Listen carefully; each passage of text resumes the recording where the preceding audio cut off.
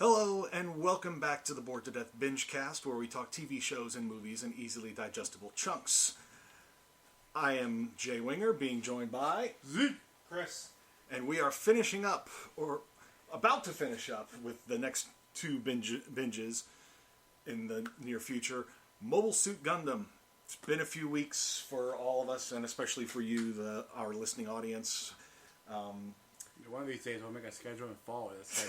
Yeah, we just basically do stuff whenever it comes around. Well, it also depends on work schedules. Work schedules, yeah. Because I don't get a weekend off, unlike you two.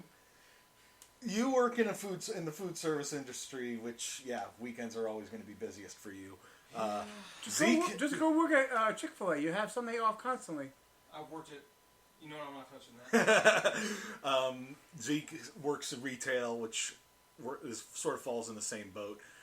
But regardless, we are looking forward to finally being able to wrap up Gundam. Zeke's finally caught up after the episodes he accidentally slept through last time we did this. Yeah. And you're hopefully more alert this time. I've got plenty more energy. All right. So, let me consult my notes. I should have done this before we actually started recording, but I jumped the gun a bit. Well, let's see. They picked up a new crew member. Who's a douchebag? They fought two more mobile armors since they went back into space. One of them was... Yeah, it was Sligger. That's right. Yeah, one of the mobile... Sligger, yeah. One of the mobile armors was one that Char didn't know about, and he's like, well, if I didn't know about it, I don't really care about it, and the damn thing was a prototype anyway, so I don't care if it got destroyed. I'm a little pissed off that the pilot stole it, though. And now they're heading off to the colony that Mirai Yashima is from, and that's where her fiance and Amuro's dad are at. But none of them really know that, except for Mirai, who knows that that's where he is at. Amuro, on the other hand, no clue that his dad's there. Spoilers! You clearly weren't paying attention to the stinger? The episode stinger, yeah. Yeah, it showed his dad in that. God. I know he was in, the first episode, and that was it. And everybody sort of assumed that he didn't make it out of there alive. Well, he got sucked into space while he was wearing a spacesuit, so... Yeah, but, getting sucked into space is no guarantee of actual survival. No. I wonder if there was that movie Gravity, after all, where that was a very real possibility. Oh, God. I do wonder if they have survived on their own feces if they're lost in space. I would assume that the thing that would probably be the most concern is air. So they would probably run out of air before they'd be forced to start eating their own shit. Honestly, I think that'd be a little hard to do in a spacesuit. When you start disrobing, you're going to literally freeze to death. So, that I think about sums it up. So, they're about to go to side 6, I believe. Yes. Which is neutral in the whole conflict. Yeah, they basically said we are not taking a side, either Federation or Zeon.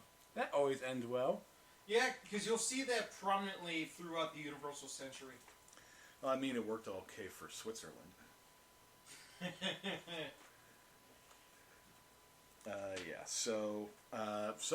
That about wraps up this little intro. So let's get to the binge, and we'll be back momentarily.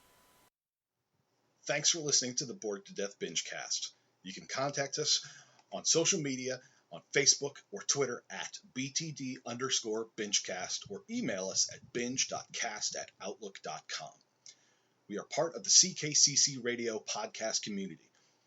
Go ahead and check out our fellow podcasts like The Nerd Table, J Bunny's Music Hub, Ranking Tracks, The Stupid Sexy Podcast, Real Paranormal Talk, The Race Nerd Podcast, Motivational Moves, and Club Kayfabe Wrestle Talk. CKCC Radio can be found through your podcast streaming platform of choice, Apple Podcasts, iHeartRadio, Spotify, and our home on Podbean. Be sure to like, follow, and subscribe. Shoot us a comment if you want to. Thanks again for listening. And now, the binge is done, so let's get to the discussion. And we're back, concluding the second to last binge of Mobile Suit Gundam. We got 6 more episodes left, you said. Yes. We did episodes 32 through 36, so we started with Farewell Inside 6, and ended with the duel in Texas. The duel in Texas. One thing I'll just get out of the way as long as that one's fresh. You commented on it while we were watching the episode, Chris. Really good animation quality in that episode. Because, when I was still doing, more research on the show, actually before we started doing the binge, was that the show got started in 79, but it ended in 1980, in April of 1980. Right.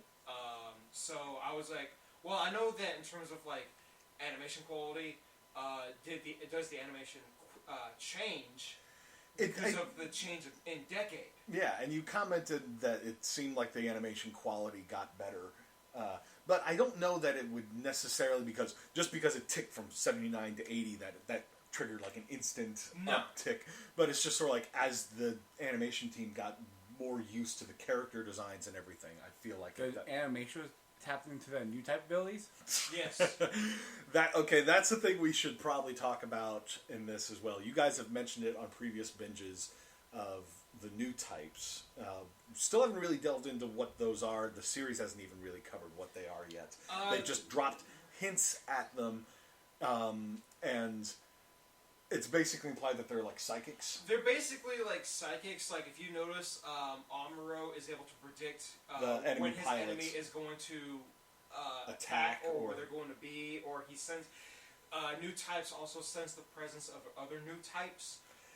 We saw that a bit in a couple of the episodes here with the new character of Lala when she and Amuro start sensing one another. I referred to it in the moment as "I can sense you, Highlander." It could also be like that, or in the case of like in Star Wars, with the Jedi, I felt a presence I've not felt since 2 episodes ago. And I was referring to Amuro's like no-scoping, aimbot abilities is like as him pulling a Jedi. Well, one thing that you're going to notice, and this is brought up in the show, is that it gets to the point to where Amuro realizes that his own reflexes are too fast for the Gundam. Like he moves faster than what the Gundam is, and he actually brings up like the Gundam is moving too slow for me. And they do resolve that. I'm not going to say how, but they go about and they do resolve. That's always going to be a case when it comes to machines. Can't fully replace a human because of things like that, reaction times and stuff like that. And another thing that there's limitations to the technology that they can only move so fast. Exactly. Now the thing that you also need to realize is the Gundam itself is a prototype. So technically, it was not supposed to last this long. Especially considering other prototype mobile suits that we've seen in the series that get destroyed, like the first time that they're deployed, like the Big Zom. The Big Zom was a mobile armor, and they're same difference, really. Oh, come on, what about the guy that shoots that little thing on the side? Like, I can shoot from far away to distract you. Oh, that was a prototype. We didn't need it anyways. In the very first episode. And then, what was it? I remember the original plan was in the show was Amuro was supposed to get a new Gundam. Around either the halfway point or about like the point to where like after they get into space, and he was supposed to get the Gundam G3, which was actually had the original Gundam colors that Yoshiyuki Tamino wanted, which was more like a gunmetal gray to it. Hence, probably gun. He didn't want the red, white, blue, and gold look. That was the suit that Amuro was supposed to get, and it was supposed to be able to move about as fast as what his reflexes were letting him in the original Gundam that he has. Yep. Now, onwards back to the show. The first couple episodes of the 5 that we watched dealt a lot with Side 6, which... Farewell in Side 6 and A Fateful Encounter. And Side 6 is neutral in the Earth Federation versus Zeon war. They're basically trying to be like Switzerland. I was thinking that.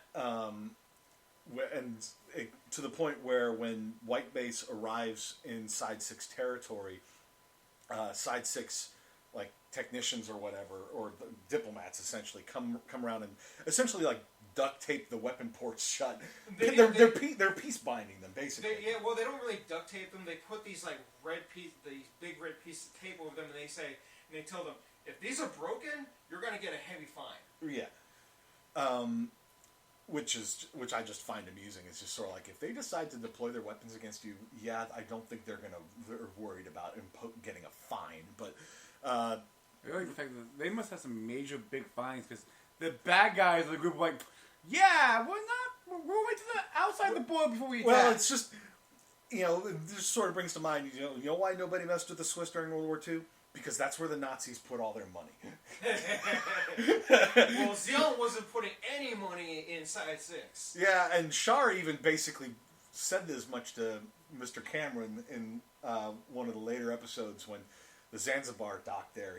He basically, and Cameron was like, we don't want you to be here for very long, and he just like, Side 6 only still exists because Zeon basically hasn't decided to destroy you yet. Yeah, because the colony that was dropped on Australia, that we kept seeing over and over again in the first few episodes, that was one of the first neutral colonies that refused to take a side in the war, and so Zeon was just like, oh, alright, cool. Zeon was like, oh, you don't want to take sides? Okay, here's what we do to cowards. We put them on a rocket and we fire them that way. Yeah. Oh, they did a lot more than that. But and talking of the colonies, we got a little bit of the science stuff in midway point of episode 32. We got a little bit of science about it. Yeah, the middle section of like the cylinder in like the middle. That's where like the least Zero G. Yeah, there's like next to no gravity there, so like you would literally just float through there. Which we actually do see later on in one of they show it a lot more in the later episodes. Not in the later episodes, in some of the later shows. Okay. But I literally only have this series to go off of, so. But yeah, there's that, and it's saying like, oh, is this elevator is going down? How many meters did it say that was? I don't know that I don't remember what they said. I didn't make a note of that, but yeah, you ride an elevator down basically to the outer ring, which is rotating, which provides artificial gravity. And that's where everything is, forests, towns, cities, etc., which we see prominently in, like, the majority of the colonies. One thing I wonder about this, with me being afraid of heights, shit like that, I wonder how I would react being on a space colony. It looks like Earth. We would probably have to sedate you, getting you off the ground and into space. Forget about that part. Once I land there, and I look at the stars, so I go, that's cool, or do I go, ah! Okay, well, let me ask you this. Are you looking up at the stars, or are you looking down? Ooh, good call. Because if you're looking up at them, I think you'd probably be okay. But if you were looking down and see stars, I would imagine that's where your phobia would probably kick in. Or you could just pretend you're looking at a reflection. My imagination ain't that good, boy.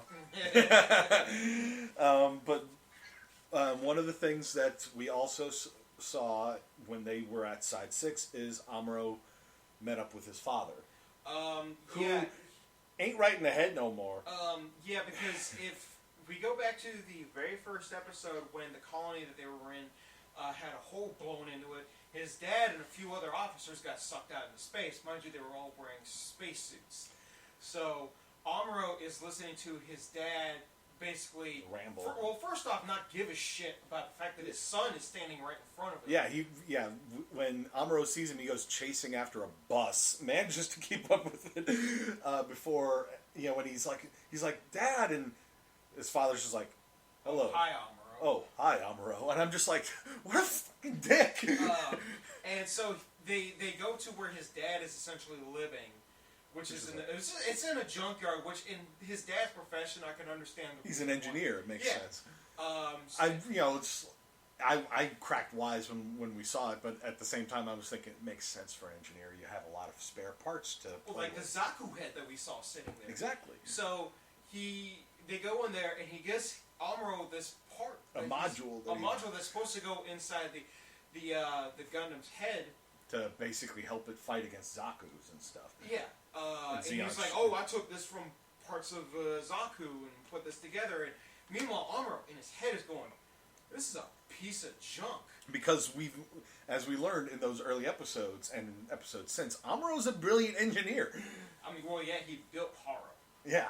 Well, but not only that, he basically studies all this stuff about the Gundam and knows basically more about its inner workings than just about anybody. Oh, yeah. Even his father at this point, because his father's, brain damaged. I think he's brain damaged in episode 1. He's like, bring the Gundam that way! Forget the humans! The Gundam that way! Yeah. You gotta protect the prototypes. Yep.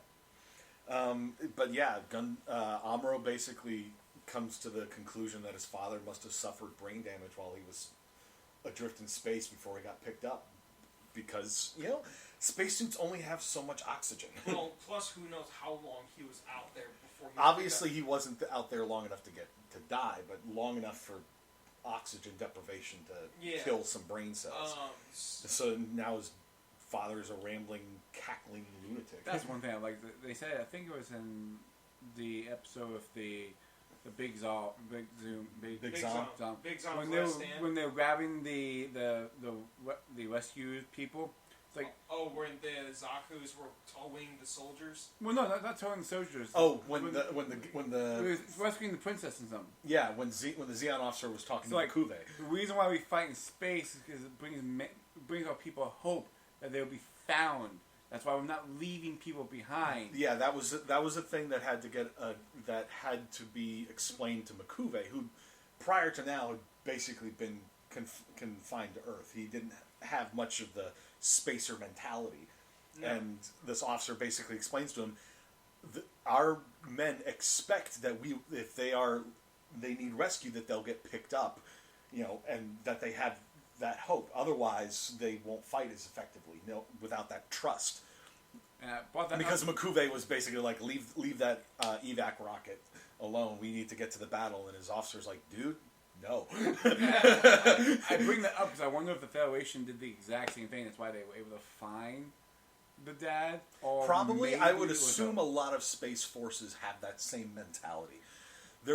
I've read a lot about, like during World War I, and I think in World War II, that the air pilots, there was a lot of respect among them, and that there was an unspoken rule. You don't shoot down a plane that's already in the midst of crashing. You don't open fire on parachutes, and similar things like that. There was that code of honor, among the pilots. I heard that's how the Red Baron died, was after he landed, or crash landed. He got out of his plane, and an enemy pilot saw him and opened fire on him. I can't say for certain whether that was true or not, but now while he's looking that up, now Amuro, after he leaves first off he brings up to his dad like, "Hey, I saw Mom," and his dad was completely oblivious to that, and so he's like, "Aren't you worried about Mom?" And he's just like, "Don't worry, son. After the war is over, we'll make a trip to Earth." And it's like, dude, what the hell? Like, you're not even concerned. Granted, yes, I understand that technically Amuro's mom is his dad's ex-wife. They are no longer together, right? They have been divorced for God knows how long at this point. And Tem essentially dragged Amuro to the colonies with him. And so, after Amuro leaves his dad's house and he runs out, he takes off running. And he gets so pissed off that he takes this hunk of junk that his dad gave him and slammed it into the streets. It skipped a few bounces. Yeah. Oh yeah, it skipped and then shattered. And then Amuro eventually goes back to the White Base, gets reprimanded because Brett was like, "Oh, it's because of you that we're running late." He's like, "All right, I'm sorry, I won't do it again." And meanwhile, fast forward to the next battle in space, when White Base, Bright is told by this guy who has a floating dock that's at like essentially the border of Side 6's space. They go out there, and as they're getting there, they get ambushed by Zeon, by another Zeon captain named Conscon, and he's trying to embarrass Char. like so many Zeon officers are trying to do. Yeah, I commented on this while we were watching. It's just like, everyone who tries to humiliate Char ends up dying. The embarrassing of the Char means you're a red shirt. Yes. And this is a guy who wears red. Well, we're using red shirt in the Star Trek term. Yeah. Well, it's like the Scotty mean laddie. You're seeing the one red shirt who never died.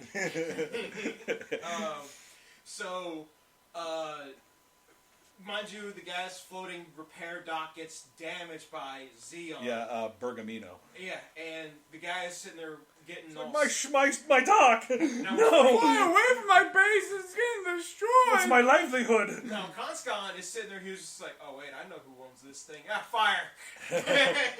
That's... Well, it's because Bergamino is a war profiteer, essentially. Clearly. Or, no... I mean, he was a fat bastard. We saw him standing on the bridge, wearing that nice suit. He's fat. He's smoking a cigar. I'm just like... You're an asshole. I mean, he didn't really come across as too much of one. Just a guy really concerned about his profits, but not really too much of a scumbag. But then, I guess you could go off of Conscon's impression of him that maybe he is a bit of a scumbag when he gets down to it. But in that moment, I didn't really see too much of it. Amuro goes out and destroys all of the Rickdoms. Which with his new Jedi powers, and what was it? He destroyed the 6 of them came out, but he also had Sayla's assistants and the G armor. Yeah, but he was still already starting to anticipate. Yeah, because he's like, I know where they're going to be, and you have like 3 Rickdom pals that are trying to be the Black Tri-Stars, but they aren't. Yeah. They're like, hey, let's do that maneuver that we like to do, which is where it's like one flies in front of the Gundam, and then another one flies. It's like crisscross and, kind of thing. After doing that a few times, one fires from a distance, but none of the shots actually hit the Gundam. Yeah, because he's just moving out of the way of all of them, because he can see the code. You can dodge a missile, you can dodge a ball. Yeah. It's a big ball. Yep. Well, they do have Gundam balls here. Well, they're just called balls. And what's funny is those things... Those are not Gundams, those are just mobile suits. It's that one that I have sitting on my TV that you gave me. Hey! Amuro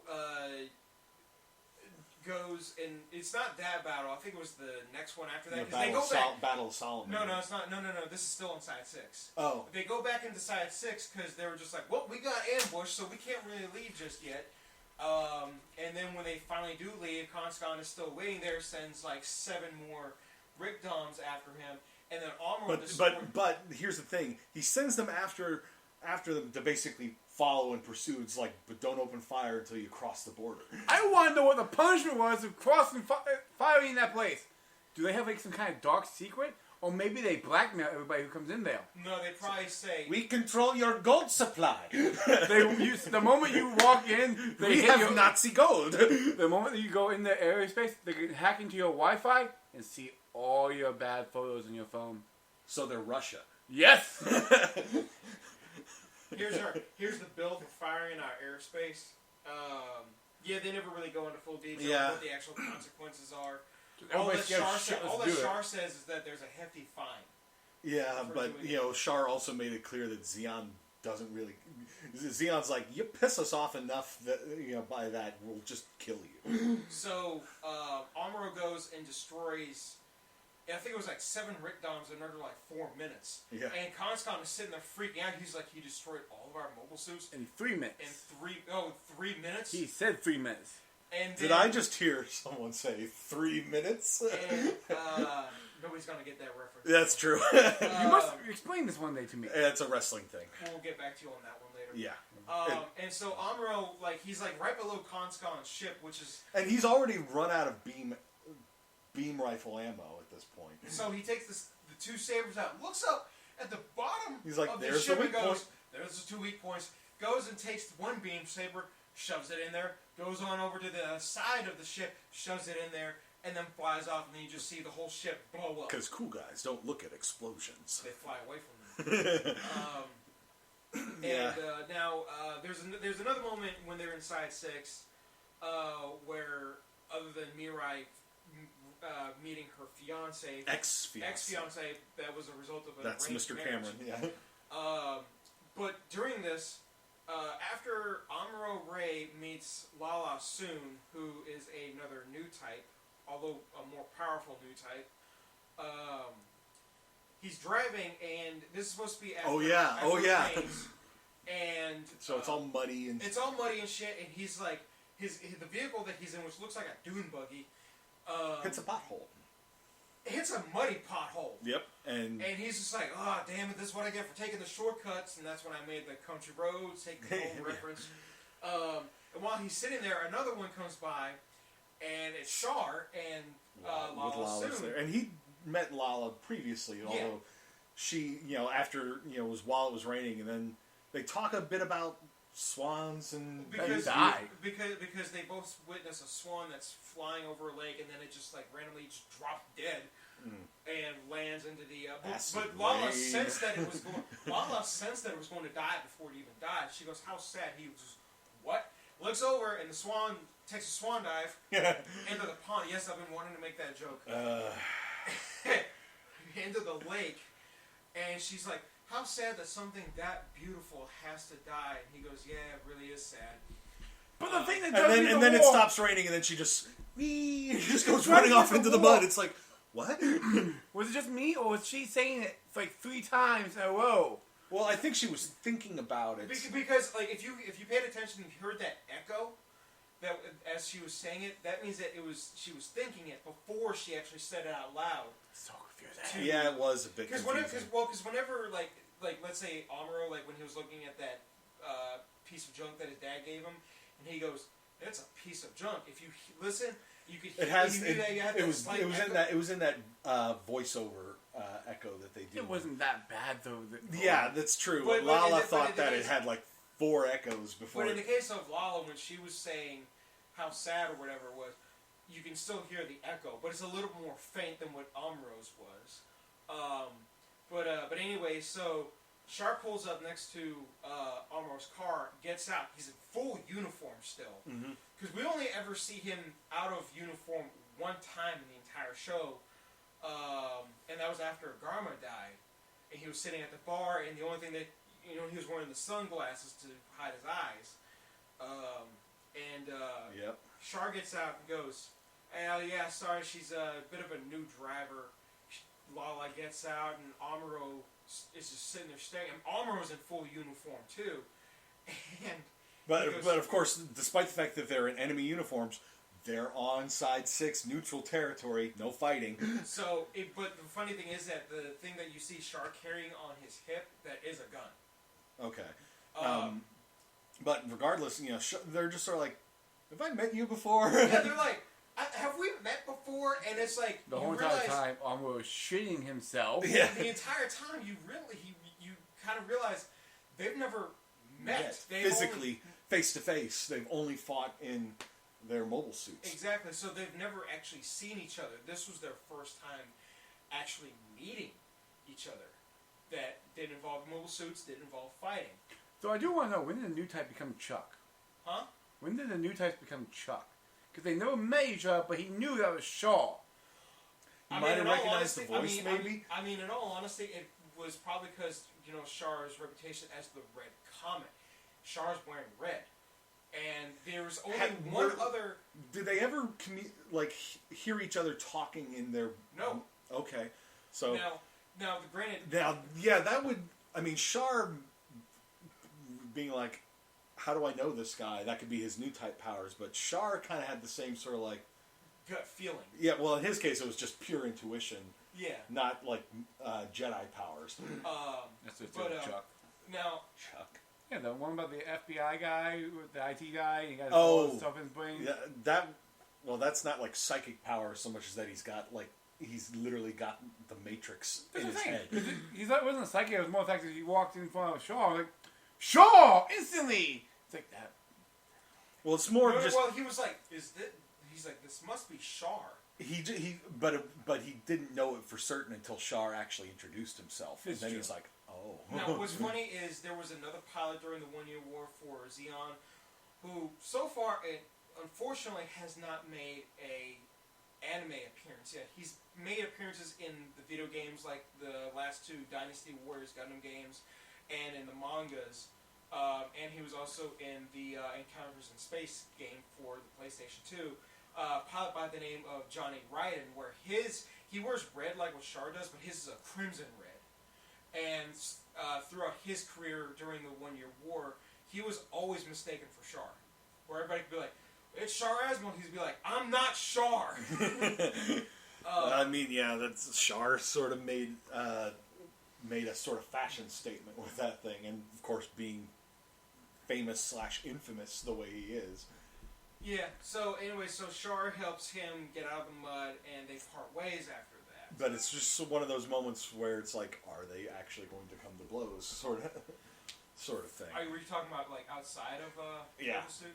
I mean, there's always that sort of worry, like when one of them at least realizes, I'm here in front of my mortal enemy. He doesn't realize who I am yet, and if he did, would he try to kill me? Kind of thing. It's like that. It's like fuck neutrality. I'm just gonna kill you. It's like the '90s episode of Spider-Man where the Green Goblin actually decided to follow Spider-Man because he wanted to find out who he actually was. When Spider-Man took his mask off, he was like, "Wait a minute, you mean to tell?" Because he reverts back and forth between Green Goblin and Norman Osborn. I think I remember. He's like, wait. Norman goes, "Wait a minute, that's Harry's son, friend Peter." And the entire time, the Green Goblin personality is going, "You mean to tell me we've been beaten by a teenager?" Or I'm now thinking of Justice League when Lex Luthor was in the Flash. He takes his mask off. He's like, I have no idea who this is. Puts it back on and goes. So anyway, they eventually do leave Side 6, and they go on to the first big major space battle. You forgot one major key point. What? The point where we realize douchebag McGee has a feelings and emotion and story plot and smacks. We're not there yet. No, because we left. Oh, right. He smacks her. Bam. Well, first, that's right. We forgot about that whole part of the subplot. That's the most important part. When they started trying to humanize Slegger a little bit. So there's a little bit of character development and humanization for Slegger Law twice, where Mirai's ex-fiance Cameron keeps on saying, he's like, you should leave the white base, come stay with me here on Side 6. My dad will arrange things because his dad's apparently a rich snob, or at least highly placed within Side 6. Yeah. So and she's like, when I disappeared, did you ever bother to come find me? He's like, well, I was in the middle of moving to Side 6, so I sent people out to find you. And she's goes, like, but did you actually bother? You didn't do anything yourself. So that's what upset her, and the two of them start bickering back and forth, and then Slager goes on over. He's like, hey, pencil neck, takes his glasses off, and then punches him in the face. Now, mind you, this is in 0G. They're in the dock of Side 6. He pulled it off without getting spun around himself because he caught 0G with the chain. Yeah, he caught himself. I missed that part. Well, you saw his foot was hooked into it. Okay. So anyway, yeah, he's just like, you don't talk that way to a lady. Yeah, basically. So he was defending Mirai, but then later on, she's.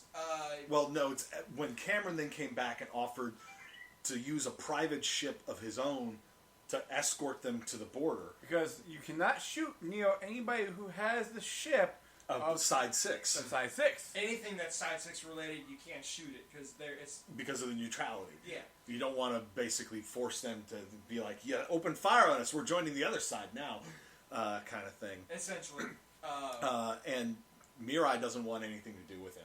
No, because I think she could honestly tell that he's not exactly what you want to call man enough. Yeah. My daddy can do everything for me. Yeah. Exactly. No. I had people doing it, and she's... You remind me of the guy whose kid always gets bought the car. It's like, oh, we work for our cars. Daddy bought you that Porsche, didn't he, you bastard? Yeah, basically. Yeah, he's well, granted, if I had worked really hard to get a car, even if it was a brand new car of my own, but then suddenly this guy shows up with a brand new Porsche that his dad just bought him. yeah, I'd hate his guts. It's just like, you didn't earn that. But yeah, while that bickering is going on. But while that bickering is going on, and she's essentially telling him no, Slayer goes and slaps her, and he's like, can't you see, that he really wants to be with you, etc., etc. It's just sort of like, he's doing this. He doesn't have to do this, but he's doing it anyway. He's making this offer. Short version: you shut up and listen to him. You become more man. Because Slayer is supposed to be like this manly man type of guy or whatever, Bit of a jerk. Yeah, he does come off as a bit of a jerk, but a lot of a jerk, really. But the it, arrogance comes from the fact he's a really good pilot. Yeah, that's the other problem, is the fact that he's also a really good soldier. Mm-hmm. So, anyways, all right. So onward to the next battle. The Battle of Solomon. The Battle of Solomon, which is the frontline base for Zeon. Under the command of Dozel Zabi. Yes. Arnold Schwarzenegger. big bad, scarred in the face Arnold Schwarzenegger. I'm not gonna lie. Like what I told you guys. So because of the casting for the upcoming live action Gundam, if Schwarzenegger was 20 years younger, I would definitely say Schwarzenegger for the role of Dozel Zabi. At this point, maybe make him Degwin. Maybe. That's something we could talk once in the after our final binge. We talk like fantasy casting kind of stuff. Once we, especially I, have a better sense of who all the characters that in play that we want to have cast are. But anyway. Well, let's do all the 1 year war stuff first. Sure. But anyways, 5 years later, pretty much. So anyways, this is a huge battle that involves a lot of the Federation's third fleet. Yeah, the Federation's third fleet, including the White Base, and then there's a lot of the Zeon forces from the base Solomon, which is a big ass asteroid. Yep. So it has mini asteroids as missiles. Or meteorite missiles, rather. Meteorite missiles, we'll call them that. So meanwhile, this huge battle is going on. The Federation has this cloud of... it's basically a mirror array. No. This big... the ones that those little ships were shooting the missiles at. Oh. Yeah, those. Yeah. So when those missiles exploded, it released this fairy dust looking shit that basically... Pop and smoke! Basically... But it interferes with the beam weapons. That interferes with beam weapons, so that way the beam weapons can't go through. And once Dozel, I'm sorry, not Dozel. Damn, you just said his name. I just had a brain fart. Dozel? What? Once they realize, oh hey, our beam weaponry can't penetrate this. He's like, all right, switch to missiles. Yeah, Dozel literally recognizes that. What else? But then during the battle, the Federation basically reveals this big ass mirror array. The solar flare system, they call it. Yeah, it's basically like a whole... For those of you who have seen Stardust Memory, you know what I'm talking about. So what the Federation does is they set up all these unfoldable mirrors that are being hidden near the debris of one of the space colonies. I think they said Side 4. It was Side 4, where a lot of the debris from this abandoned colony are at. There's meteorites everywhere. And so they're like, alright, this is a perfect hiding spot. Let's unfold this new weapon here, which is just a bunch of mirrors that they angle towards the sun and reflect the sunlight back to Solomon and actually heat it up. But they focus it, because it wasn't just a flat... they didn't just arrange it in a flat plane. They curved it literally so they could amplify to basically behold the power of the sun. In short, it's a giant magnifying glass, and Solomon was the ant. Yep. And they started melting their way through Solomon's defenses. They damaged a lot. A lot of Zeon mobile suit ships, soldiers were killed. Hayato gets injured. Hayato. This was something that I never really understood myself. Flexio? Huh? Flex Seal? No, sending the gun tank out in space. Yeah. We were commenting on this while we were watching because. So, all right. So the gun tank is literally supposed to be a land-based mobile suit. I understand that it has thrusters and shit on it, but don't send it out into space. It has treads, not legs. Right. So during the battle, the treads get damaged, and part of Hayato's helmet gets damaged, so he puts the Flex Seal tape over it. But you see that blood, that little trickle of blood coming down his face. It's possible that the chip in his faceplate, did hit him in the head, and he was probably knocked around. So it may have been concussion combined with the. But they gave him 2 quarts of blood just for that little scratch. Well, no. He probably lost a lot of blood because who knows how long he was bleeding for, because he did last quite a while after that in the battle before he was like, I need to, before they were like, we need the gun tank to come back because it's too heavily damaged. And they're like, oh, well, if we, with the gun tank taken out of action now, it's our fighting capabilities down by 11%. And so Fra Bo asked Bright, because of how many injured people there are. She's like, can I go help? Can I go help? He goes, yes, sure. Gets them to replace her. She goes out, gets out of the spacesuit, and goes over to where Hayato is being treated. And she goes, what can I do to help? And the guy says, I need 11 quarts of AB blood. So... That's a lot. Granted, some of that may have been for other people besides just Hayato. If it was 11 quarts. I mean, that guy... Hayato's dead. That man's too short to fit 11 quarts. No. You called him the Krillin of Gundam. I called him the Krillin of Mobile Suit Gundam because of how short he is. But there's another reason the comparison is especially apt, because he comments on the fact that he's getting surpassed by everybody, especially Amuro. Kind of like Krillin is always getting surpassed by the Saiyans in the group. You can't say that now, though, because Krillin beat the hell out of Super Saiyan God. I don't think I haven't gotten that far in Super yet. Same. But, you still understand my point. He's Dragon Ball Z Krillin. Yeah. But while all this is going on, we get the usual traits that we see in this series. They start humanizing one of the bad guys. In this case, Dozel. Because when the attack starts happening when he realizes that they're going to lose. That they're going to lose, he has all the women and children essentially evac'd. And including his wife and daughter. And a lot of the soldiers. Alright, so he gets a Godzilla-sized mobile armor called the Big Zom. Which has a lot of legs. It has 2 legs. Big legs. Very big legs. And when I say this thing is Godzilla-sized, I mean like, if this thing were to walk through Tokyo and fire its beam weapon, it would probably cause the exact same amount of damage that you see on all those old-school Godzilla films. And then Godzilla himself would wake up and be like, bitch, you're in my territory. That's another discussion. Could Godzilla's atomic breath penetrate the Big Zom's beam shield? I would say yes. Yes, it's not a beam. Because it's not a beam. That's atomic, atomic flame. Energy being belched at it. I just want to see this argument now. Yeah. So who's going to argue next time on Death Battle? Who's going to argue the side of the freaking death beam laser? Two people always said that the fire's going to beat it. We need someone who's going to fight against us. Yep. Now, the Big Zom, apparently the cockpit is, because of how massive this mobile armor is, it requires 3 pilots. At least 3 people. And Dozel's just like, later is just sort of like, no, I can do it myself.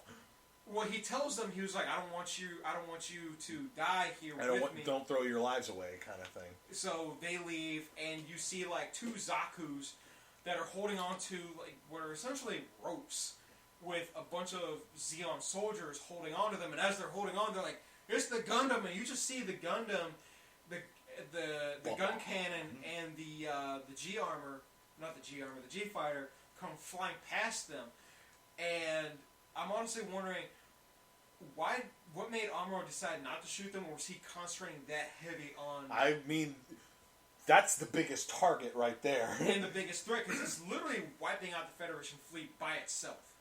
Just that massive unibeam. Well, it's not just weapon. that. If you notice, like, and the fact that it's completely impervious to their beam weapons with its magnetic shields. If you look where the main beam cannon is on it, there's a bunch of little ones for a more spread out shot. It just can't use them together. Yeah, that's true. It did. We did see it do that multi-beam shot kind of thing, but even so, it was just like in that situation. Yeah, there's two Zaku right there, but then there's this thing. So you go for that thing. So once they finally figure out, oh wait, this thing has a anti-beam shield. Slager's the one. Slager like maneuvers the. Well, he realizes if we get close, we'll be inside its shield. There's that Star Trek logic right there. Yeah. So Slager maneuvers the G fighter so that the cockpit is essentially in the view of the Gundam's line of sight, and he's taking his two index fingers and he's putting them together. And Armor goes, so you're saying that we should combine the Gundam and the G fighter into the G armor? So that's what they do, and that's when Slager goes, like what you said, let's get closer to it so that way you can fire on it at point blank range. Well, before we get to that point, let's rewind a little bit. While we're talking about Slager, before that happened, his ship got damaged enough that he had to pull back to get some emergency repairs, and so he could refuel himself. Which we a hamburger. Yeah. Which we see him eating, and the bottle, the space water that he's drinking. That you were impressed they actually used. It's just little touches like that. I've seen this plenty of times with like clips of people on like on the International Space Station, etc. That they tend to have their drinks like in little pouches that they can basically just tear a little bit, put it in their mouth, and just squeeze into it because it's in space. We don't want water floating around, shorting everything out. Mm-hmm. I would be the guy in space going, pose, floating pose. Yes. But when she realizes that Slager's pulled back and the ship was damaged, Mirai suddenly goes down to check on him. I'm just like, what? It's a slap, man. Slap. I think it was a combination of him standing up to her ex and essentially defending her from him, and also just basically being like, yo, you're being a bit of a bitch here. This guy's literally just trying to help out. So I think in a way, she suddenly developed some serious feelings for him. And I think she started to see what he was actually like. So they're sitting there talking, and before he leaves, because we see him wearing a ring on his index finger, and before he leaves, he has it taken off, and he gives it to her and goes, "Yeah, this ring is it's cheap. It's a cheap ring. My mom had it, and I've had it since. I don't want anything to happen to it. So could you hold on to it for me till I get back?" So he goes, and "Sure." even before that, though, he was like trying to let her down, just sort of like, we're not really, we shouldn't really be compatible at all. Yeah, where he's like, "Listen, you're too good for me." Yeah, that's basically what he said. So. And then, even it's like fate was just sort of like, no, kiss. The ship rocks a little bit. They get pushed into each other. And except the thing is that she's still wearing her helmet. Yeah. And he's got his with the visor down. So anyway, fast forward back to that. Fast forward back to the battle against the big Zom. So they go. Which is literally what it's called. It's not just a Zom that is big. It is called the Big Zom. Because it really is big. And so so Slager flies the G armor between essentially between its feet, and it grabs on. No, it doesn't grab hold of it first. First, it launches its tow missiles at it, which actually end up getting buried into the nose of the G armor, where the cockpit is, and then it grabs a hold of them. And that sort of rips it open. Essentially, and then you see Slager floating off, and then Amuro, while still in the G armor, actually takes the Gundam's arm, aims it, and then shoots at the limbs of like where the takes out one of its crotch legs. area. Where its thrusters are is the best way to describe it. Right up the gooch. Shoots it, heavily damages it, and the entire time Dozel's going, wait, how the hell could anything take the big Zom out? And that's when he sees the Gundam pops up, and he was like, this is the Gundam! He just starts freaking out.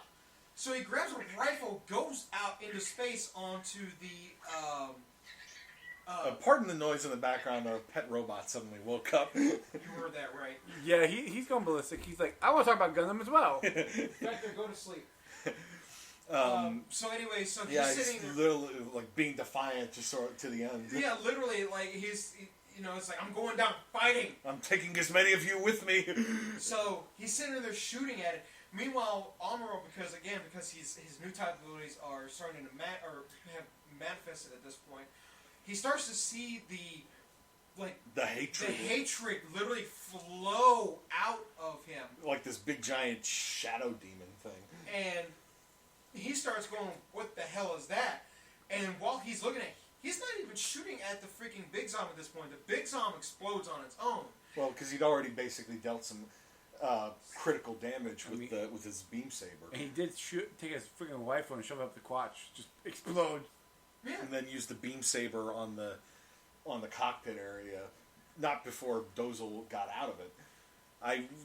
Because we were making all the comparisons to Arnold Schwarzenegger, I was just just sort of like, come on, I'm right here, do it, come on, kill me. We really need to do a Mobile Suit Gundam Abridged. That happens. Stay tuned for that, maybe. So that happens. The Bingecasts presents. Yeah, maybe. So bored to death, probably not Bingecast, but anyway. Team 4-star, we need you help on this one. So Big Zom explodes, Dozel dies, Yuki, is that you? and after that, Mirai's grieving for Slugger. She can't believe that he's dead. The final episode of our binge was the duel in Texas. So one of the colonies is the Texas colony, and this was supposed to be like a recreational / farming colony. Agricultural, basically. So it literally looks like the state of Texas inside, like western Texas, stagecoaches and shit. Well, but they explained that it got damaged or something during... The mirrors were damaged, and therefore it's like permanently like dusk. But that affected the climate within the colony, so it became a desert. That's why it looks like western Texas. Yeah, so... still got buffalo in there, though. Yeah, it's still got the livestock in there. I don't know how they're alive still, but they're in there. Just because the people have all left doesn't mean that the animals... I mean, I guess there's still enough food and water around to sustain them. Probably. I mean... I don't know enough about buffalo physiology to know what they... It's still getting sunlight, so the plant life is obviously alive still. There's still oxygen there. There's still water. But there's a lot of dust. I imagine that it rains every so often, but who knows? So anyway, wouldn't they make their own rain? Because in fact, it's to program the weather. It's probably programmed in to do it whenever. But if the climate's shifted enough, even regular rainfall ain't gonna stop it from getting turning into desert. But. So anyway, we get 2 new mobile suits in here, one for Makuve, and then one for Char. The Galgu, I think, was the Char. The Gelgoog is what Char gets, and I can never remember the name of it. I think he mentioned it exactly once, and I wasn't paying attention or I didn't jot it down because I was like, I didn't hear that properly. I'm sure they'll mention it again later. Not really, but I can look it up really quick. But at any rate, it's after the Battle of Solomon. The White Base is basically going through the debris field, making sure there aren't any stragglers or looking for survivors, kind of stuff. And they move into the Texas zone, where they pick up. I guess they pick up Makuve's signature. They basically pick up Makuve, and it was the Gaian is. Okay. His mobile suit, and it's literally like You see it once, It's like and a that's knight. it. Well, it was a combination of like a knight, but it fights with a fencing style. But it has a shield that can shoot projectiles, and they're not really. It's like a flechette storm more than anything. Essentially, and it basically, it literally tears the Gundam shield apart to the point to where it's all. He basically has to cast it aside because it's all wrecked. Literally all wrecked. He's just like, oh, don't need this anymore. Well, so, but M'Quve lays a trap essentially for Gundam.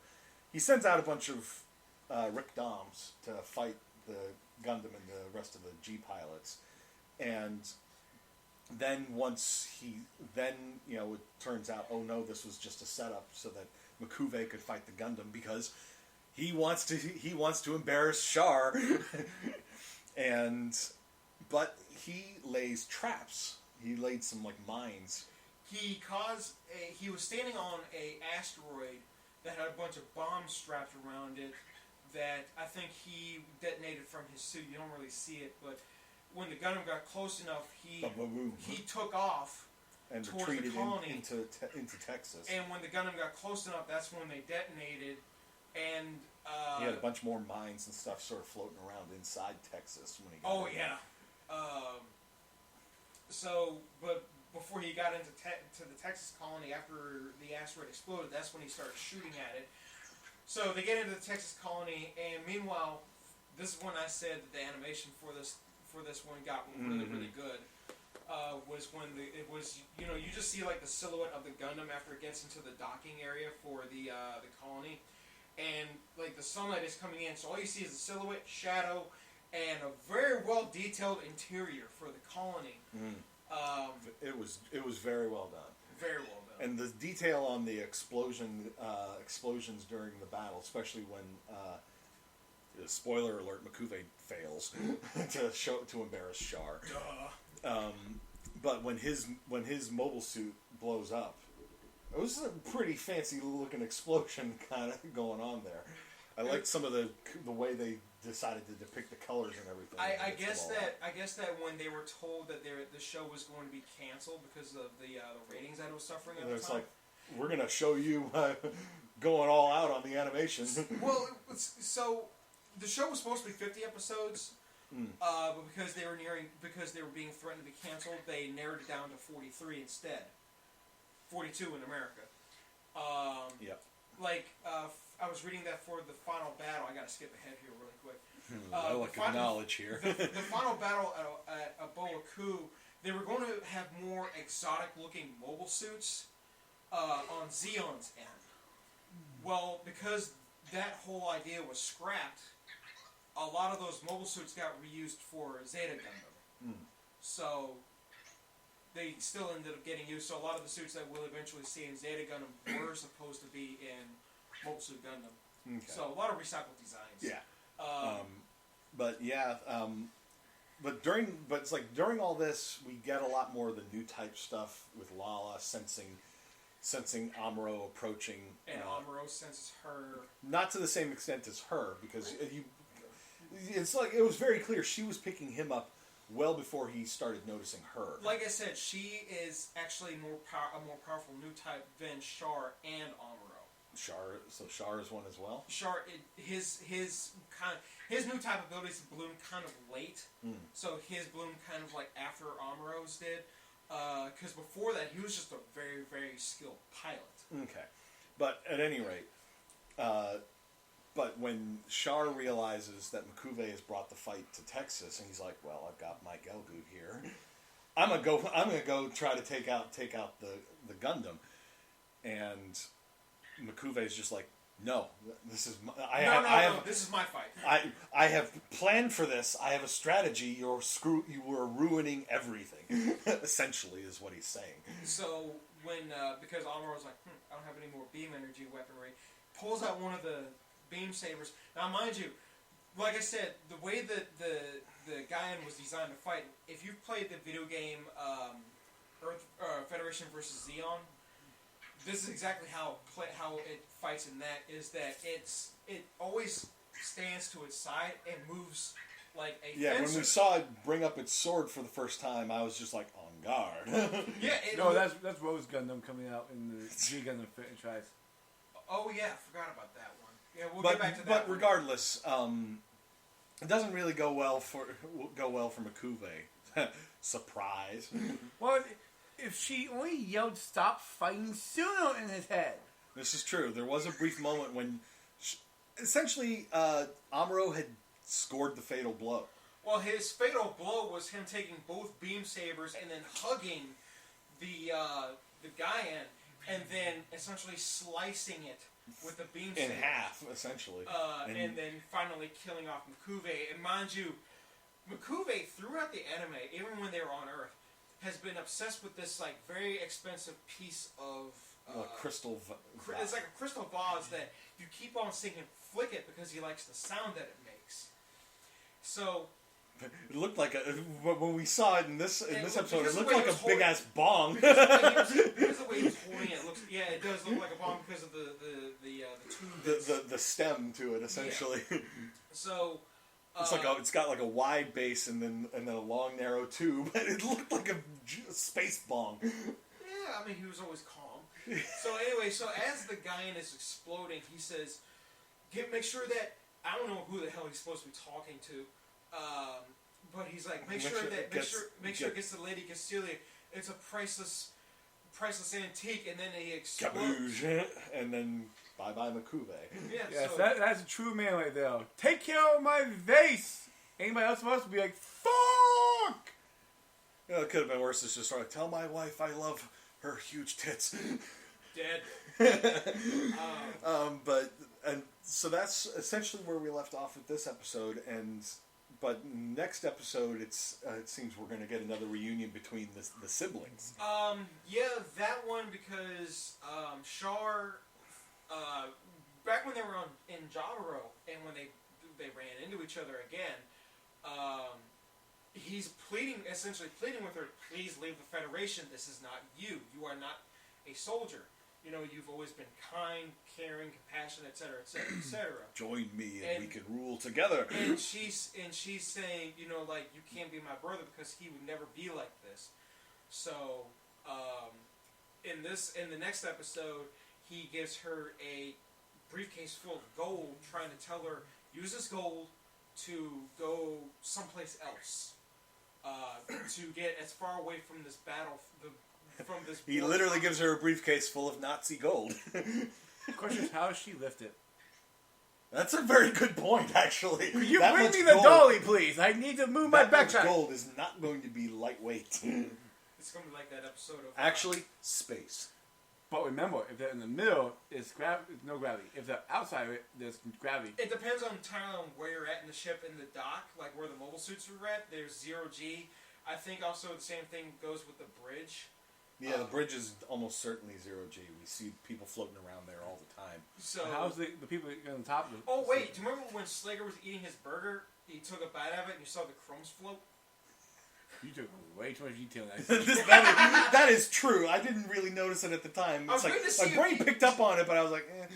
But I didn't really think about it because that could have just easily have been like an animation. I mean, for God's sakes, you had moments where the Gundam shoe repealed, so... Yeah, this is true. Well, that was a common thing with a lot of the cartoons in the 70s and the 80s. Transformers is a prime example of animation errors. But this one does have its animation errors, but it's not that often. Like I think they caught on to a lot of them very quickly, and we're just like, oh wait a minute, hold on, that's not right. Well, we're starting to run a bit long here, so let's try to wrap this up.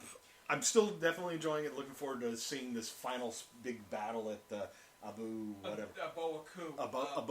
Which is the... oh God, you got him started again. Which is the main base for Zeon. Okay. So we're coming up on the end game of this particular series. There's obviously way more to the franchise, not the actual end game of everything. Well, so... But we do have plans to continue later on, but we'll discuss those when we wrap up Mobile Suit Gundam with our next binge. As much as I love watching this, I can't wait for the damn end. Because you want to get on to... Well, it's not just that. I'm not used to these anime franchises that have... I mean, Don't get me wrong, I'm watching One Piece and You're watching Fairy Tail. Fairy Tail, which has 300, but it's like 50 a binge. I'm sitting there going, oh god. Well, okay, so I guess you're thankful that they didn't get the full 50 episodes for this thing. I guess. Well, and this is the thing. We talked about this off mic, but I'll mention it here.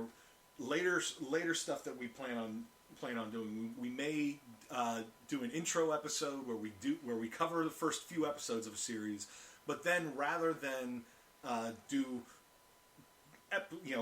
binge by binge by binge, covering the whole series, we may just cover story arcs or like halfway through and then at the end of the series. Just so because we have so much on our plate as it is that rather than try to do multiple. Yeah, it depends on how many episodes as well. This is true. Well, plus the side stories for the 1 Year War, like 8th MS Team, One Pocket, Thunderbolt, they're short. Yeah.